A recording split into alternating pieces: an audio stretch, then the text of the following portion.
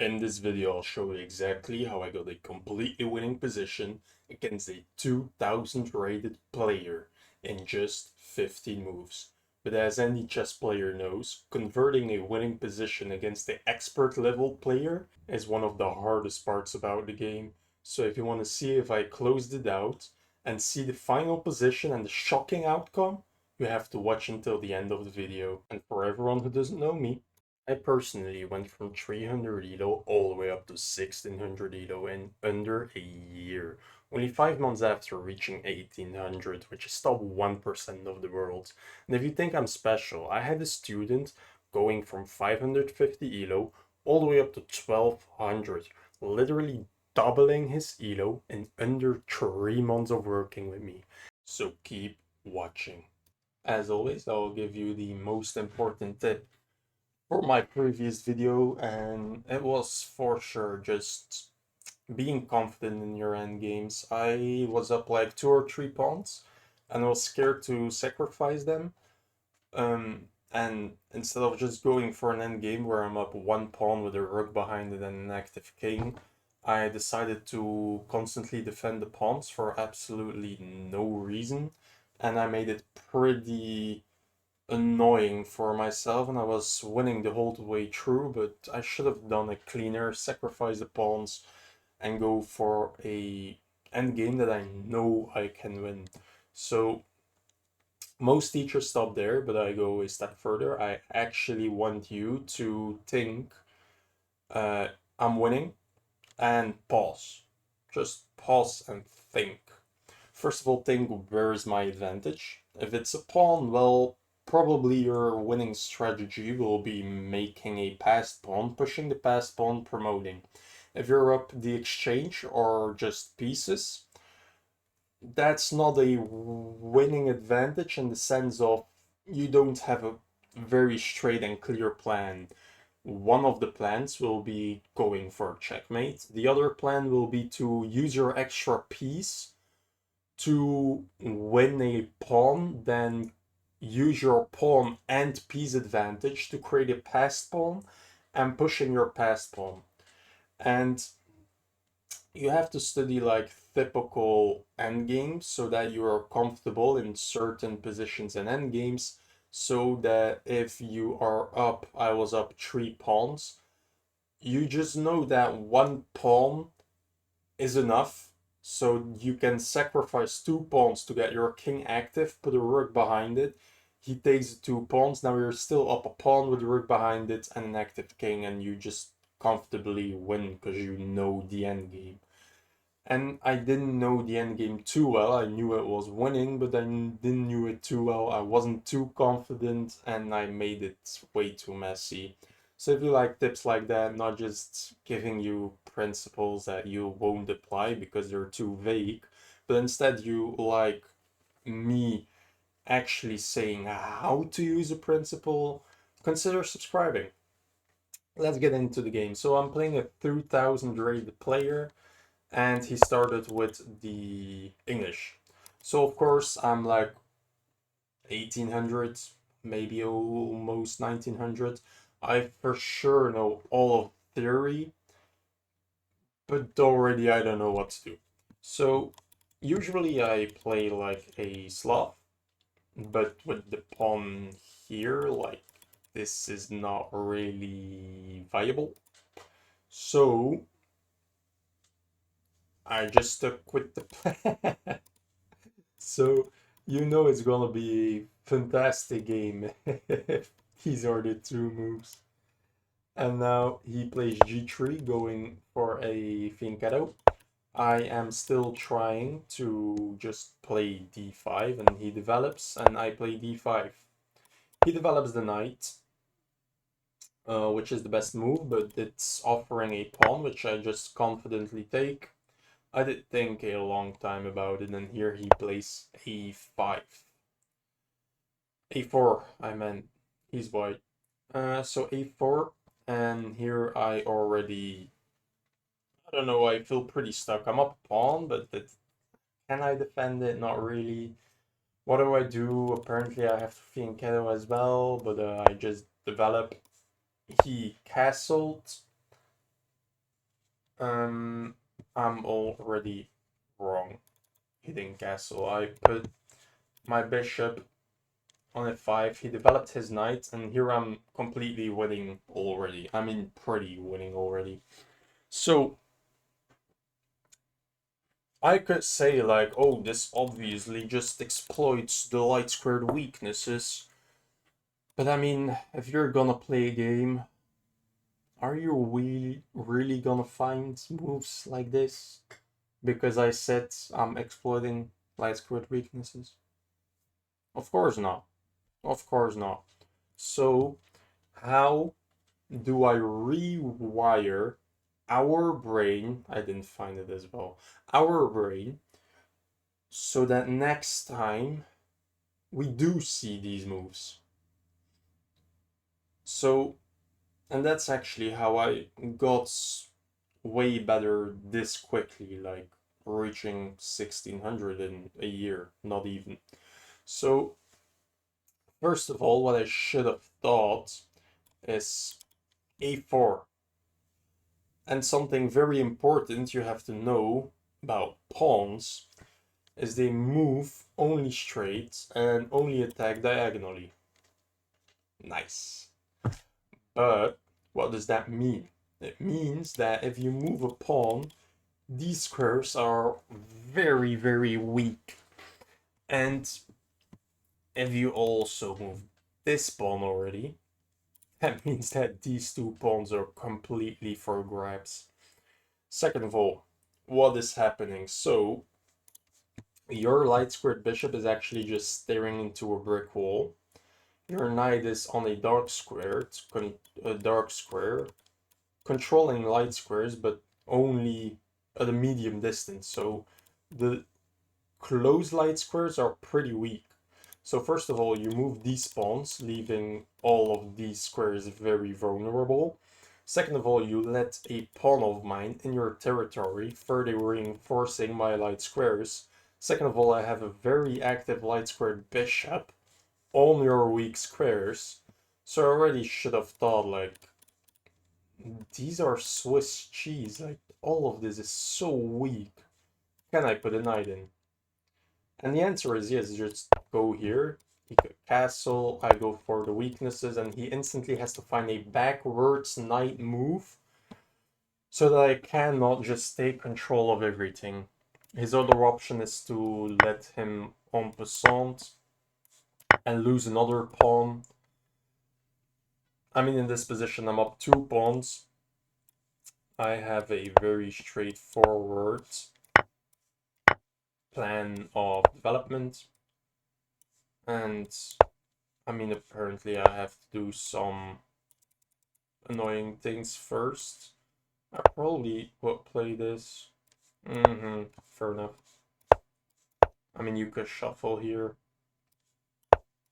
What if you just keep shuffling? Now I have to go here, you can still go back, and I have to sacrifice my rook, so I should calculate that. So after this, moving my rook here is very findable. You attack my bishop. Honestly, I could, by the way, just develop. Because after takes, your rook is hanging, so you have to move. And I can just take, and after you take, I won the exchange. So here I am just ready to castle. I control the center very well, and this is such a comfortable position. I don't know why I went for the complications, but it did work out. So if you like the commentary of not just saying these are weak, put a knight there, but actually rewiring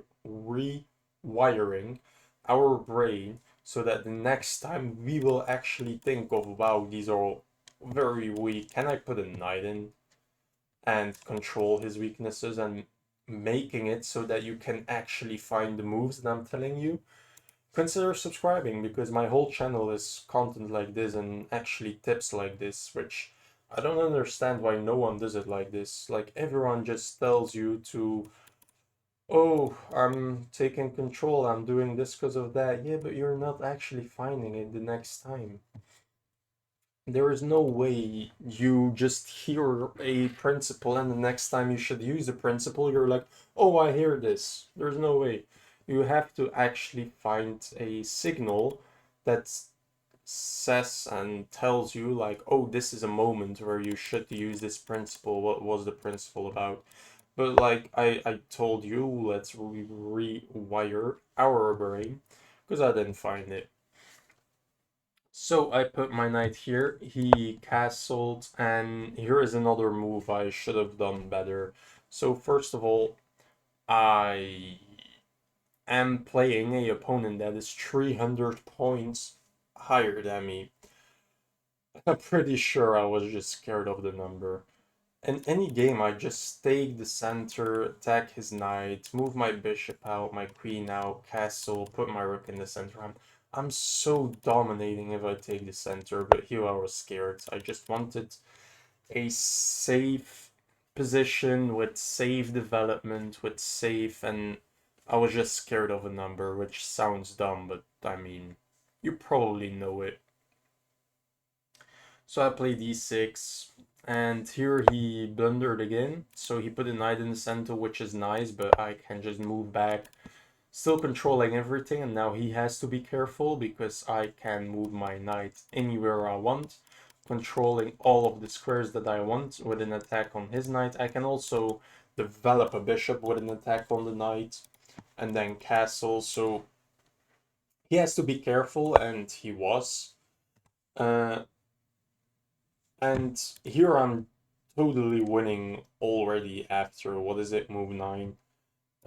The only move to try and fight for something here is like a5, but I can just attack your knight. You have to go back, I castle, and you have to exchange this for some reason. Why is this my only move to fight for an advantage? What's the problem with this? You're breaking in the center and I don't understand why this is so bad. I mean, no, I actually want to know. Here, en passant takes an... Oh, okay, fair enough. Like, I have no weaknesses in the past pawn here. So, something else to learn. Imagine I got to this position. There is no way I would have found the best move. So, if I go here, I force a passed pawn. If you do one of the fine moves, I still just have a passed pawn. And after takes and takes, like this is such a strong structure. I can reinforce it, I can develop behind it, I can do everything, and I'm totally winning because of my passed pawn. So even in the middle game, the point being that if you can force a passed pawn and it's not weak, it's well defended, you should. You very much should. That's another improvement point. That's nice. I should low-key write these down. Um, I mean, I can watch my own YouTube videos as well. So, here he was scared of all of these tactics, which is very normal. And here I found the best move, but maybe I should have played this one instead, just intending to castle and play the safer game. But I did play the best move, which I should be proud of, but this a bit complicated. So after knight goes to d c5, c5, knight c5.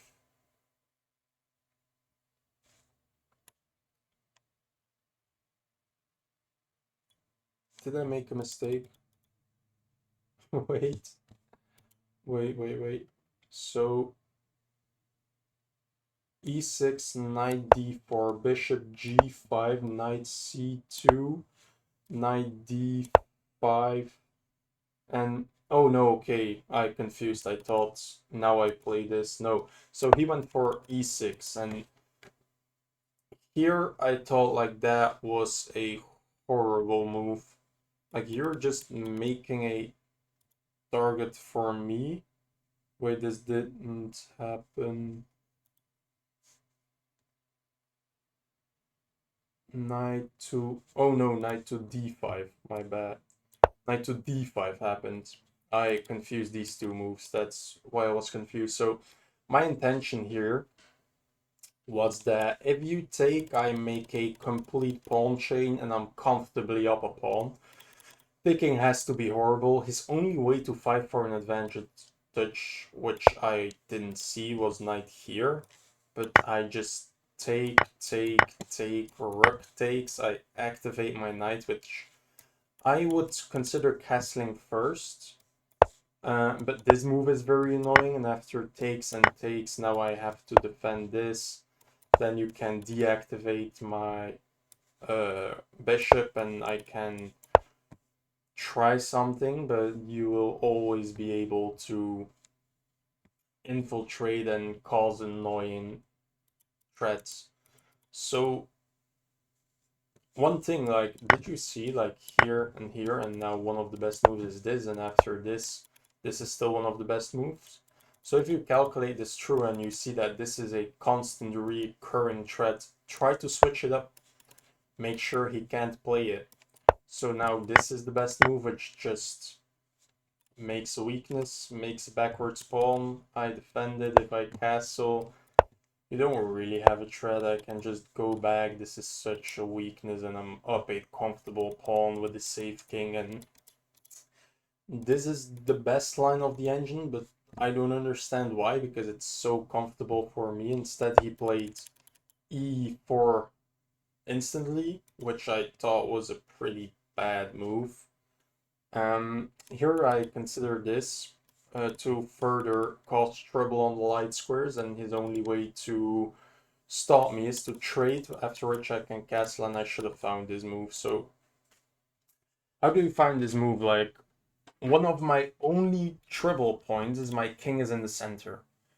Maybe he can exploit it. So I have to find this move, causing a lot of threats. And probably one of his best moves should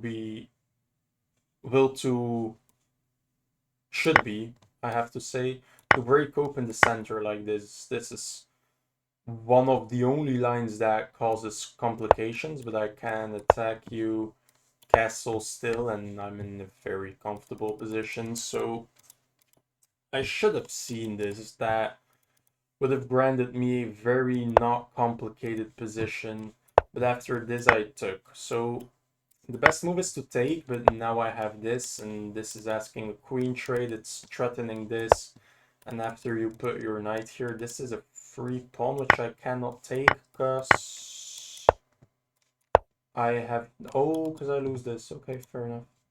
And what if I go here? You can set up traps. I can set up traps my own. You can defend them. I should castle. You can unleash everything. I have to again set up some threats and lose the pawn again.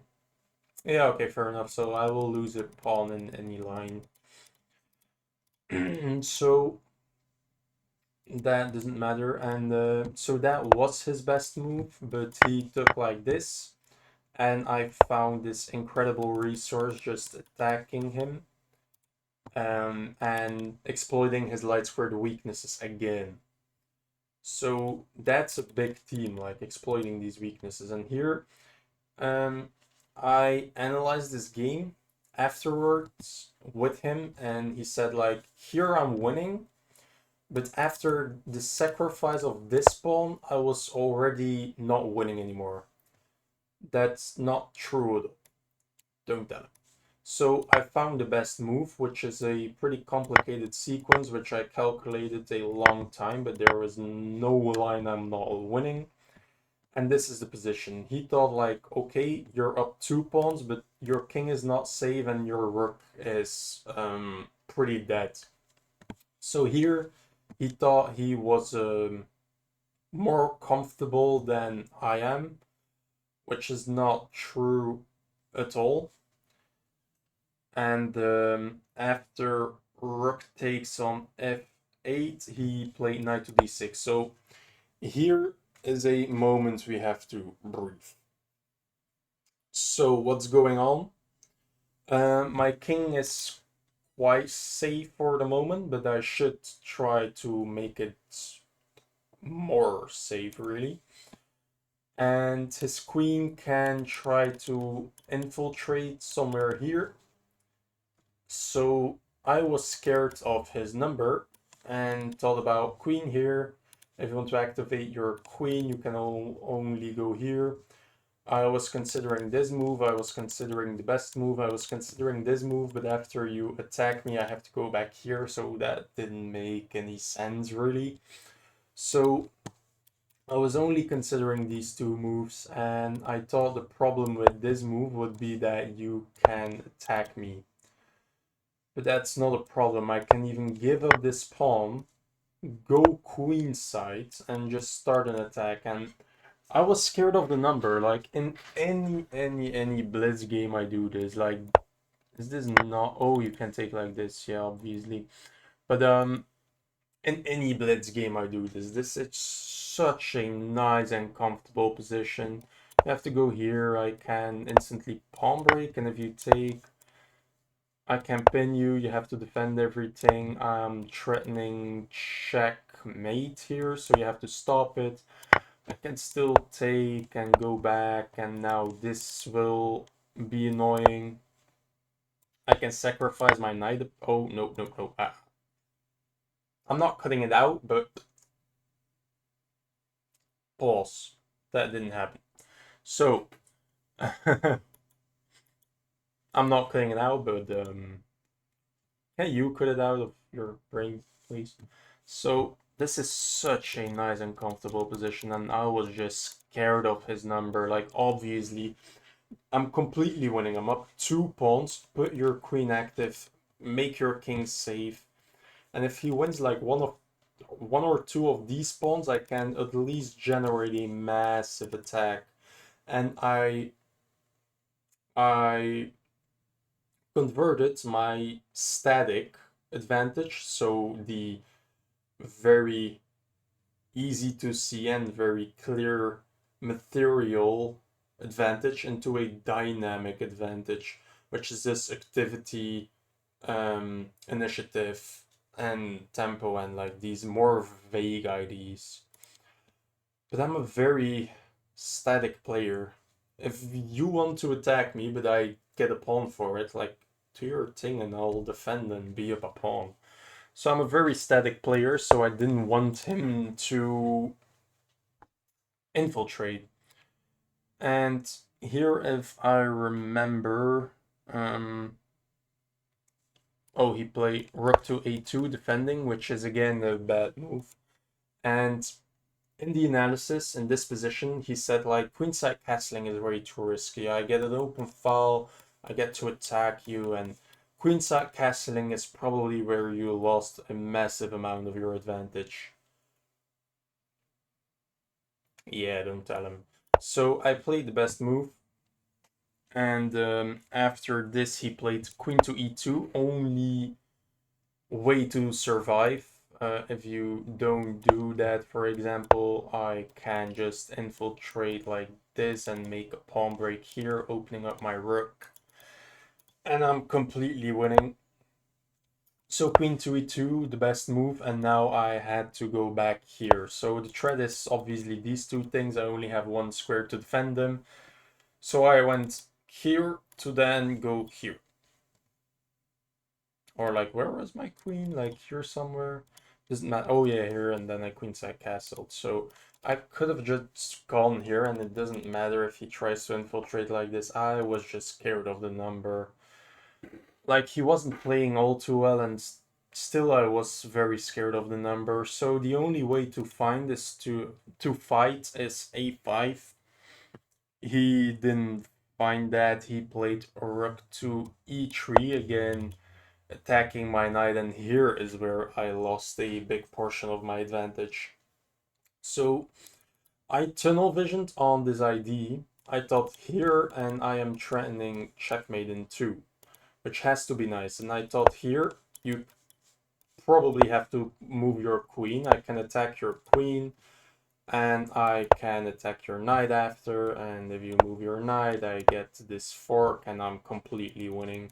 I thought here I was completely winning, because you had to like defend the checkmate with your queen, after which I can attack your knight and get this fork. I underestimated this move.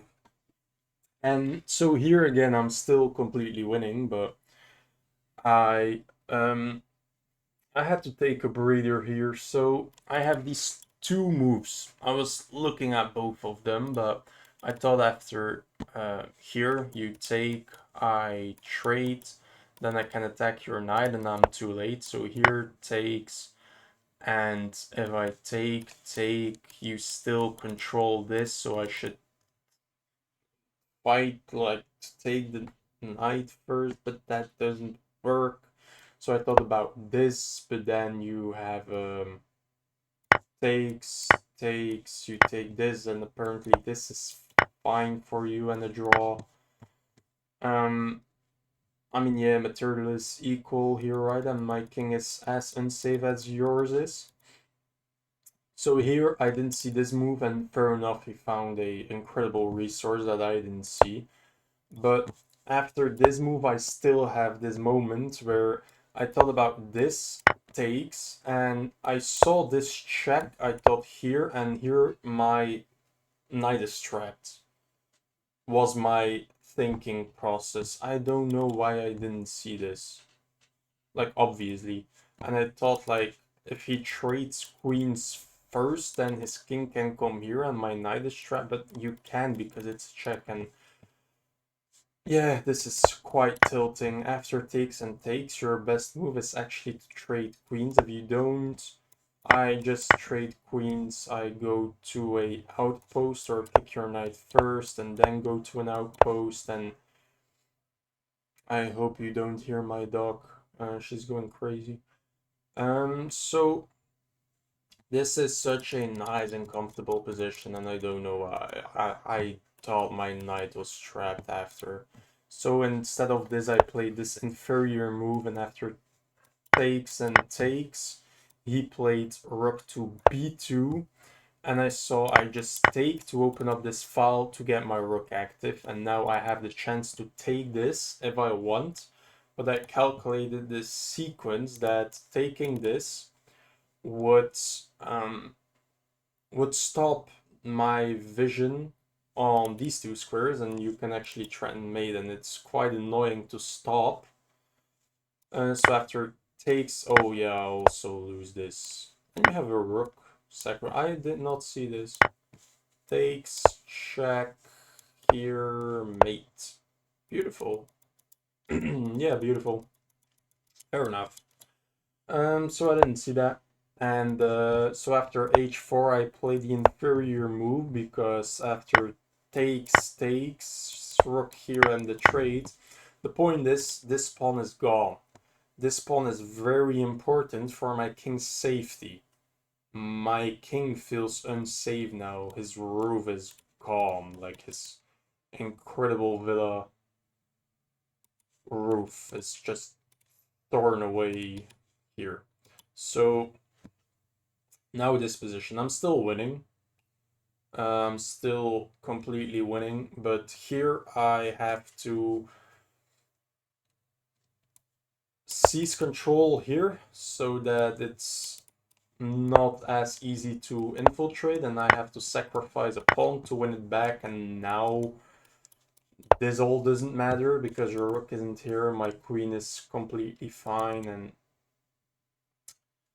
I mean, apparently I can start this attack and dislocate your queen so I can activate my rooks, and this is such a comfortable position. And I didn't see how strong this was, so instead I thought my king isn't safe. What do you do if your king isn't safe and you're up material? Trade queens. The one problem in my thinking system is that you should only threaten queen trades if the queen's only option is to be less active. This is more active.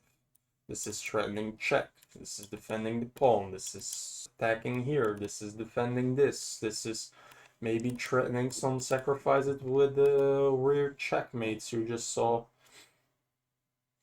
I mean, this is not less active, and that was one of my biggest mistakes. So the next time you're like, I'm a material I want to trade, how can I pose trade threats? Boss, think about me. You can and you should ask for trades, but it's only a threat if his only option is to be less active. This is not less active. So I just rewired our brain again. There's a lot to learn here for me as well. So if you like tips like that, that's actually practical and you can actually use, like, consider subscribing. So I just completely give away so much activity, and after this I immediately re-threatened the queen trade, which by the way in retrospect was horrible. If he took this, he gets his rook here. I only saw this after. I should have took a breath and reconsidered. Your only defensive resource is to do this rook trade, and after he trades, he gets this check, and this is a draw, but I mean, let's say you want to defend this, you take this. This is a passed pawn. My rook is not active, and probably I probably have a draw here, fair enough. I mean, this is probably the only drawing sequence, but this is not comfortable at all. I'm playing without a rook, and my only threat is to take this pawn and go like this. So if I didn't have that threat, probably he's winning even. So I shouldn't have asked for that queen trade. I didn't calculate it all the way through, but I did. And here he didn't actually take it, which surprised me, but I was very happy. He instead made a other threat, so his queen is still active. And here I found the only move to be still winning, with with b6 to blockade his queen, prepared to activate, and here he attacks a pawn. So my only move, because this is probably pretty close to a draw as well, my only move to fight for an advantage is to give up this pawn with a check and just go back to defend this because this is a threat. That's difficult to see. Giving up a pawn with moving my rook here just to move it back, I didn't see that. Sue me. So instead of that, I did this, asking another queen trade, maybe putting some pressure, preparing to activate, but I didn't see his next resource again. Queen to c5, queen to f4, f4, posing this threat to take with the rook, and yeah, this is pretty annoying. And I found an incredible resource, but I miscalculated, but I saw it in time. So I thought about this, which is a beautiful move. First of all, rook takes. This is not a check. I can take this using this pin, and if queen takes, I take the rook, and I am still up 2 pawns. I have a way easier way to activate my rook. I can put my king save. I have this active queen. Your pawn structure is horrible. I'm completely winning. The only annoying thing that this is a check, but you're not actually forced to take. So I saw this. I didn't see the concept of not taking a free rook yet. So I thought this works, but what if queen takes? And here I have an incredible resource again of takes. You have to go and then I take. And my queen and my rook are actually defending each other. So queen takes works completely. Rook takes works completely. But only if takes and he actually takes. You don't have to take and I don't have threats. I thought if you go here, maybe I have check, but obviously I don't. That blunders a king. Sadly enough. And my queen in one move. What am I talking about? So eventually, while calculating, oh no, what to do if queen takes, I found that check and you're not actually forced to take my rook, and I saw that this didn't work. So I did find the best move. You took a pawn, and here I had to ask for a queen trade. I'm up a pawn, but it's a draw. This is quite a comfortable position after, and if anything, I can only win because of these pawns. They're horrible, and I just have to do something like this, and I'm completely fine. So probably if this takes rook here, I can put my rook back, which would... Okay, so I have to go here so that there is no tactic here, and probably just put my king here and go here. And I'm still winning, so he cannot trade queens, but he wouldn't. Like, 2,000 rated players are so stubborn. It's crazy. So instead of finding this move, I did this, and I am losing. Because after check, I calculated the very easy, I can block, and finally this is defended, that's attacked, I can move my rook, I'm finally active. My king looks pretty safe, finally, but it just blunders a rook because of this pin. So after takes and takes, now your rook is still hanging. I'm down 4 points of material, but you have a hanging rook, but this comes with a check. So after here, you go here, I cannot defend this, I cannot defend this. And after I move, you can just trade everything and be a free rook and take my pawns. And how you win this, by the way, is just take this pawn, make a barricade with your rook, and then just push a passed pawn. The easiest way, still the team that I covered from my previous video, how do you win up a piece, by winning pawns and making a passed pawn. And with the rook it's very easy because you can just play how's the game called? I forgot, but you can just take the pawns, make this very beautiful barricade so my king is boxed in, and pretty much like pre-move all of this. So here, yeah, I just blundered the tactic in a completely winning position because I didn't found some critical moves, but it was a very good learning experience. I had a lot of extra tips and I evolved my thinking pattern through this game. So consider subscribing because I think as the teacher that I got a lot of value from this because I actually evolved quite a lot of themes in my thinking system, and I've found a lot of errors in how I think. For example, like just put your queen active. I made a mistake. Exploit the weaknesses instantly. Go for queen trades, but only if his queen can deactivate, and find ways to develop your pieces fast because this rook is still dead. Like this rook was here from move 15 or something, and now I completely blundered with the rook still there on like almost move 30.